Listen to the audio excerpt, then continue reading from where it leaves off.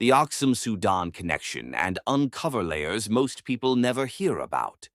Deeper dive, Axum, Sudan, and the Hidden African Web. Before Axum, the Forgotten Foundations.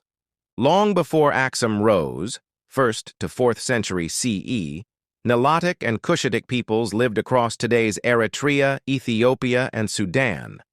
Archaeology at Kassala, Sudan, shows settlements like the Gash group, circa 1,800 to 400 BCE, with pottery and burial styles similar to Kunama traditions still alive today. These were the indigenous layers absorbed into Axum, but history books often skip them. Axum's expansion into Sudan. Axum's kings controlled the Kassala-Atbara trade routes, linking them to Nubia, Kingdom of Kush, later Meroe. Inscriptions mention Axumite campaigns into these regions, showing military presence in Sudanese lands. The Beja people, still in eastern Sudan today, were part of Axum's orbit, sometimes allies, sometimes resisting. Sudanese echoes in Axumite royal identity.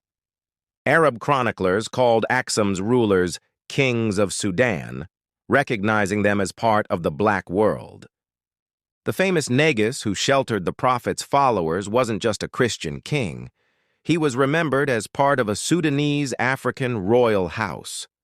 The claim that his people were called Dumam, linked to Kunama, fits this web. Indigenous Nilotic Africans, not outsiders, were the spine of early Axum. Religious strategy. Why Sudan mattered. By holding parts of eastern Sudan, Axum could control Red Sea trade routes, ivory, gold, slaves, incense. Conversion to Christianity, 4th century CE, gave Axum a diplomatic alliance with Byzantium.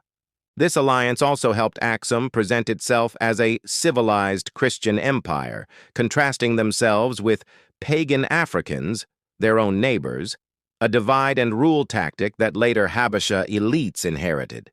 Colonial rewriting, why the Sudan link got erased.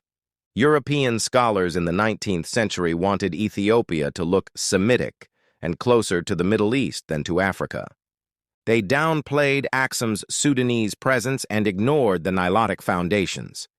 This is why today many Habeshas deny being African black, even though the earliest Arab historians grouped them squarely inside the Sudan world.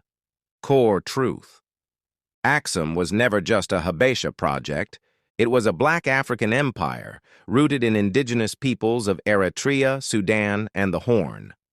The Sudanese link proves that Kunama, Nara, Beja, and Nubians were not outsiders to Axum.